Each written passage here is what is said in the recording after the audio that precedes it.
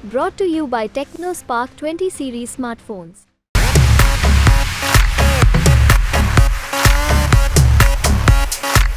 कि आप मैंने इस देश की आध्यात्मिक परंपरा को कॉकटेल कह रहे हैं, ये तो ठीक बात नहीं है। इस देश में ज़्यादातर लोग हिंदू हैं, हिंदू रीति रिवाज को मानते हैं। यहाँ ही हम लोग 3 लोग बैठे हुए हैं, तो क्या प्रैक्टिस करते हैं उसको छोड़ दीजिए, लेकिन सबके नाम से ही पता चल रहा है कि हिंदू है। मेरा तो नाम कन्हैया है, आपका अंजना है, अंजनी पुत्र पवन सुतनामा।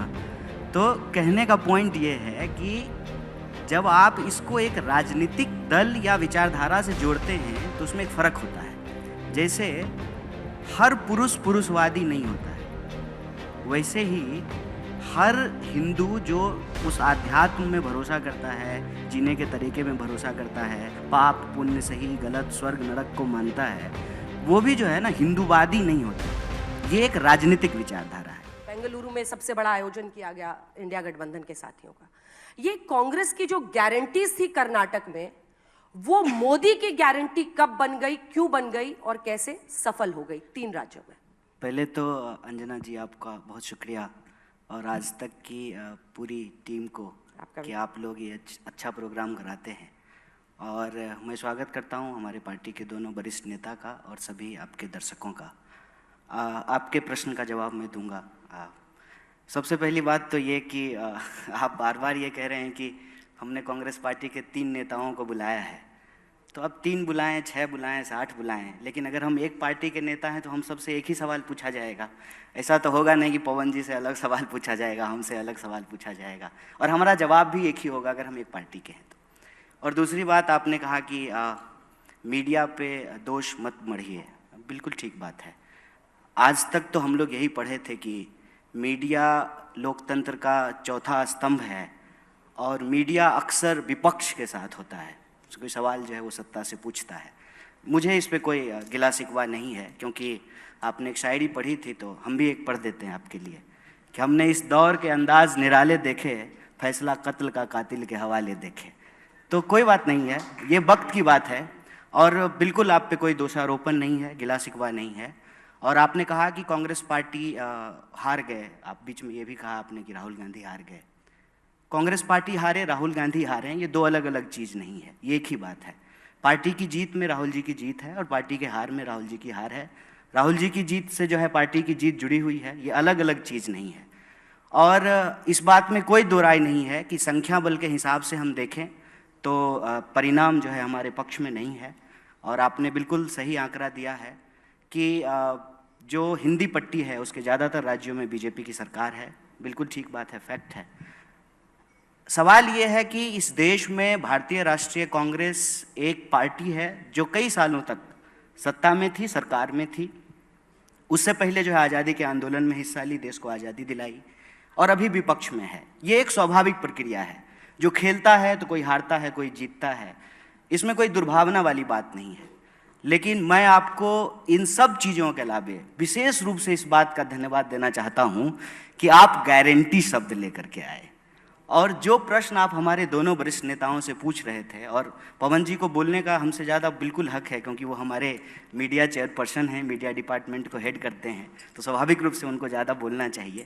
लेकिन हम आए हैं यहाँ पे इनके साथ इसलिए कि हमारे पास आज इस देश को देने के लिए एक अल्टरनेटिव है, एक मॉडल है। और आपने चाहे मतलब ट्रोल करने के लिए ही सही या आरोप लगाने के लिए सही, आपने एक बड़ी अच्छी शब्द का इस्तेमाल किया कि कांग्रेस पार्टी की गारंटी की वजह से कर्नाटका में हमको जीत मिली। तो वो जो गारंटी थी वो मोदी जी की गारंटी कैसे बन गई? और मेरा ये मानना है कि कांग्रेस पार्टी ने इस देश में एक टेम्पलेट सेट किया है। टेम्पलेट ये सेट किया है कि इस देश में सरकार और जनता के बीच में एक संबंध है। संबंध ये है कि जनता सरकार को टैक्स देती है, और सरकार बदले में जनता को सुरक्षा, उसके जो है रोजी रोटी, कपड़ा, मकान, इन तमाम चीज़ों को मुहैया कराती है, व्यवस्था कराती है। धीरे धीरे ऐसा माहौल बनने लगा था देश में कि हम लोग टैक्स तो दे रहे हैं, लेकिन सरकार क्या देगी ये तय नहीं हो पा रहा था। और मुझे बड़ी इस बात की खुशी है कि जीत किसी की हुई हो, मुख्यमंत्री कोई बना हो, लेकिन एक बात हम सबको मुक्त कंठ से स्वीकार करना चाहिए कि एक बार फिर से लोक कल्याण, वेलफेयरिज्म, इस देश की राजनीति के केंद्र में आया है। पहले क्या था ना कि दिन भर हिंदू मुसलमान की बहस में रोजी रोटी कपड़ा मकान कहीं छुप जा रहा था। अब तो ये बहुत अच्छा हुआ ना अंजना जी कि हमने कहा कि हम 500 में सिलेंडर देंगे, मोदी जी ने कहा कि हम 450 रुपया में देंगे। तो अब विपक्ष की तरह जो है हमारे पास ये काम है कि कल को हम सिलेंडर लेकर के दिल्ली की सड़कों पे जाएं और मोदी जी से पूछें कि आप चुनाव के वक्त बोले थे कि हम 450 में सिलेंडर देंगे, तो कब दीजिएगा।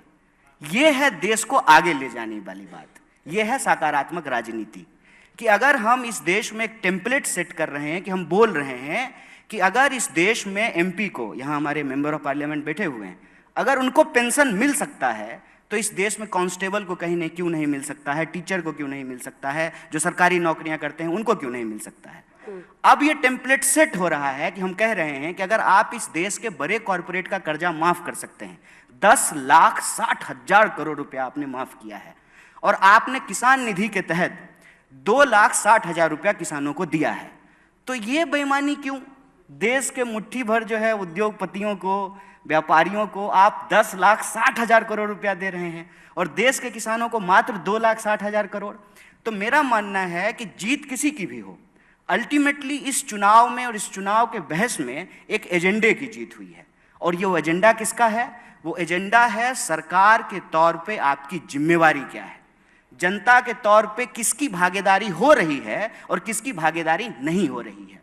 महिलाओं को चाहे डायरेक्ट कैश ट्रांसफर हो, उनका खाता खुलना हो, सबको पक्का मकान दिलाना हो, 5 किलो अनाज हो, तो ये तो पुराने नेता हैं कांग्रेस के, आपको बताएंगे। इसमें से कोई ऐसी योजना नहीं है जिसकी नींव कांग्रेस पार्टी के द्वारा नहीं रखी गई। इंदिरा आवास योजना के तहत गरीबों का पक्का मकान बनाया जाता था, पीडीएस सिस्टम के तहत जो है गरीबों को जो है अनाज दिया जाता था, और डायरेक्ट कैश ट्रांसफर करने के लिए इस देश में आधार की योजना लाई गई। पहली बार ऐसा हुआ कि बायलैटरल एंट्री से कांग्रेस पार्टी एक ब्यूरोक्रेसी का सिस्टम लेके आई कि हम आधार कार्ड बनवाएंगे, सबका खाता खुलवाएंगे और डायरेक्ट कैश ट्रांसफर करेंगे। और मैं आपको याद दिला दूं कि 2019 में कांग्रेस पार्टी का जो एजेंडा था उसमें राहुल जी ने बार बार एक योजना की बात की थी, उन्होंने न्याय की बात की थी कि पूरी दुनिया में जब यूनिवर्सल इनकम की बात हो रही है, अगर हम ये कह रहे हैं कि दुनिया में भारत जो है फास्टेस्ट ग्रोइंग इकोनॉमी है, 5 ट्रिलियन की इकोनॉमी हम बन जाएंगे, तो फिर हमको ये देखना पड़ेगा कि धन का बंटवारा क्या है। जैसे अगर हम ये देखेंगे ना, अगर हम आज तक चला रहे हैं मान लीजिए, या ललन टॉप चला रहे हैं, तो अंजना जी को कितना सैलरी मिल रहा है और अंजना जी का दफ्तर साफ करने वाला जो स्वीपर है उसको कितनी सैलरी मिल रहा है। एक अंजना जी की सैलरी में कितने ड्राइवरों को सैलरी मिल सकता है। ये जो धन का बंटवारा है ये देखना पड़ेगा, क्योंकि आंकड़ा ये कहता है कि इस देश में 1% लोगों के पास 99% प्रॉपर्टी अकोमुलेट हो गई है। तो 99% जो लोग हैं उनके पास जो है दोबारा रोजी के लिए, रोजगार के लिए, शिक्षा के लिए, कपड़े के लिए, उनके बच्चों के जो है भविष्य के लिए सरकार क्या उपलब्ध कराएगी। और मैं बहुत खुश हूं इस बात से, चुनावी परिणाम जो भी हो, कि एजेंडा कांग्रेस पार्टी का जीता है। और आप जान लीजिए कि जाति जनगणना का प्रश्न जो कांग्रेस पार्टी उठाई, उसमें किसी जाति को किसी जाति से लड़ाने का सवाल नहीं है, सबकी भागीदारी सुनिश्चित करने का सवाल है। आपका छीन करके किसी को नहीं दे देना है, लेकिन जिसको नहीं मिल पा रहा है वेल्थ का रीडिस्ट्रीब्यूशन कैसे करेंगे, ये सारे एजेंडे राजनीति में आए हैं। देश के नौजवान इस पे बात कर रहे हैं और विपक्ष ने जो यह सवाल उठाया, जो गारंटी की बात की, फ्री बिजली देंगे, महिलाओं को फ्री बस यात्रा कराएंगे, 500 रुपये में सिलेंडर देंगे, डायरेक्ट कैश ट्रांसफर करेंगे, किसानों का कर्जा माफ करेंगे, जो लोन लेकर के स्टूडेंट पढ़े हैं उनका लोन कम करेंगे, रोजगार की गारंटी करेंगे, यूनिवर्सल इनकम के आधार पर न्याय योजना लेकर के आएंगे। इन सवालों से ये हुआ है कि मोदी जी को भी राजस्थान में कन्हैया लाल करते करते ये कहना पड़ा कि हम 450 में सिलेंडर देंगे। और जब एक बार मोदी जी ने कह दिया तो जो सवाल पूछ रहे थे प्रमोद जी, वो सवाल अब हम भी पूछ सकते हैं फिर से कि आपने तो कहा था कि हम 15 लाख आपके खाते में पहुंचाएंगे, हर साल 2 करोड़ नौकरी देंगे, आपने कहा था कि 2022 तक पक्का मकान बना देंगे, बुलेट ट्रेन कब चलेगा। तो देश के लोगों का सवाल राजनीति के केंद्र में रहेगा। और हमारा मानना है कि इस परिणाम को ऐसे देखना चाहिए कि कांग्रेस पार्टी ने जो टेम्पलेट सेट किया है इस देश में वेलफेयरिज्म का, भागीदारी का, सबके न्याय का, उसकी जीत हुई है, जनता के बीच में पहुंच रही है। तो आपके क्षेत्रीय नेता सॉफ्ट हिंदुत्व को, चाहे वहां पर हनुमान जी का मंदिर बनाना हो कमलनाथ जी का, या फिर एक यात्रा हनुमान जी के लिए निकालनी हो, या फिर धीरेन्द्र शास्त्री के कदमों में जाकर ये कहना हो कि हिंदू राष्ट्र होना चाहिए, क्या कांग्रेस के लिए भी ये एक बड़ा मैसेजिंग है कि अल्टीमेटली आपको ये कॉकटेल अब इंडिया में बनाना पड़ेगा? Hindu majoritarianism is to stay. देखिए, आप मैंने इस देश की आध्यात्मिक परंपरा को कॉकटेल कह रहे हैं, ये तो ठीक बात नहीं है। इस देश में ज़्यादातर लोग हिंदू हैं, हिंदू रीति रिवाज को मानते हैं। यहाँ ही हम लोग 3 लोग बैठे हुए हैं, तो क्या प्रैक्टिस करते हैं उसको छोड़ दीजिए, लेकिन सबके नाम से ही पता चल रहा है कि हिंदू हैं। मेरा तो नाम कन्हैया है, आपका अंजना है, अंजनी पुत्र पवन सुत नामा। तो कहने का पॉइंट ये है कि जब आप इसको एक राजनीतिक दल या विचारधारा से जोड़ते हैं तो उसमें एक फ़र्क होता है।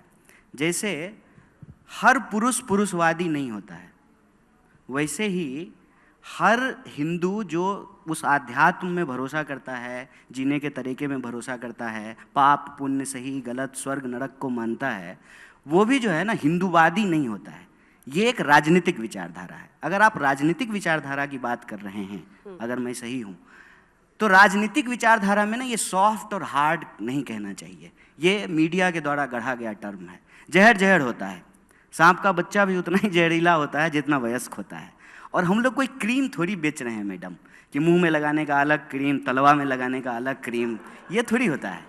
एक राजनीतिक विचारधारा है वो, और वो राजनीतिक विचारधारा जिसको आपने कहा कि हिंदुत्ववादी, उसको बीजेपी रिप्रेजेंट करती है। लेकिन कांग्रेस पार्टी हिंदुइज्म, जो इस देश का सांस्कृतिक इतिहास है, जो आध्यात्मिक परंपरा है, उसको हमेशा से मानती है।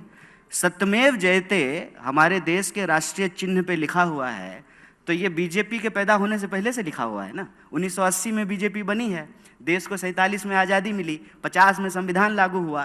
तो जो भी आपको परंपरा दिखती है वो परंपरा तो चली आ रही है, और ये कांग्रेस पार्टी के बनने से भी पहले से चली आ रही है, ये गांधी जी के पहले से भी चली आ रही है। तो देश के 5000 साल के इतिहास को इस तरीके से हमको ना तू मैं की बहस में जो है रिड्यूस नहीं करना चाहिए।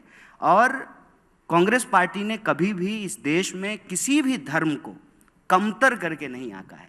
सर्वधर्म समभाव जो गांधीवादी चिंतन है उसको रिप्रेजेंट किया है। रघुपति राघव राजा राम, पतित पावन सीताराम, ईश्वर अल्लाह तेरो नाम, सबको सन्मति दे भगवान। हम सुखी, संसार सुखी तो हम सुखी। ये भारतीय चिंतन परंपरा है। मेरे ख्याल से उसको कॉकटेल आपको नहीं कहना चाहिए, ये शब्द नहीं कहना चाहिए आपको। और राजनीतिक जीत के लिए हम कहते हैं कि रणनीति जब हम बना रहे हों तो एक बात का खास ध्यान रखना चाहिए कि कीचड़ से कीचड़ को नहीं साफ किया जाता है। भाजपा को हराने के लिए हमको भाजपा जैसा हो जाने का जरूरत नहीं है। रही बात जनता की, तो जनता के जीवन में धर्म उसका एक पक्ष होता है। किसी भी धर्म का कोई व्यक्ति हो, भूख सबको लगती है, डर सबको लगता है, घर की जरूरत सबको होती है, नौकरी सबको चाहिए होता है। ये जो एक नया सगुफा आज के दिन में छोड़ा गया है ना, कि अपना सीना मत देखो, पेट और पीठ जो है ना दोनों सटक करके एक हो गए हैं, प्रधानमंत्री का सीना नाप रहे हैं। आसपास जो घटनाएं घट रही हैं उसको नहीं देखेंगे। नाली में ढक्कन नहीं है वो नहीं देख रहे हैं, स्कूल में टीचर नहीं है वो नहीं देख रहे हैं, सड़कें नहीं बनी है, अनाज जो है लोगों को खाने के लिए नहीं मिल रहा है, लोग भूख से सो रहे हैं। पढ़ने लिखने के बावजूद, अंजना जी बधाई हो आपको, आप जो है जामिया से पढ़ करके इतने बड़े चैनल में इतनी बड़ी एंकर बन गई। आज जो आपके जूनियर हैं जो पढ़ रहे हैं, दर दर भटक रहे हैं बेचारे, उनको नौकरियां नहीं मिल रही है। एलुमनाई मीट में जाइएगा तो पूछिएगा, 45 साल में देश में सबसे ज़्यादा बेरोजगारी है। ये सवाल है, इस सवाल पे हमको बार बार आना पड़ेगा। अलग बात है कि जो पवन जी थोड़ा तल्ख हो जा रहे हैं, लेकिन उनका रंज इसी बात से है। आपने कहा ना कि हम ऑब्सेस्ड हो रहे हैं पवन जी हमसे, आपसे ऑब्सेस्ड नहीं हो रहे हैं। सवाल ये है कि मीडिया के बारे में आज तक हम लोग यही जानते समझते आए थे कि मीडिया निष्पक्ष होता है।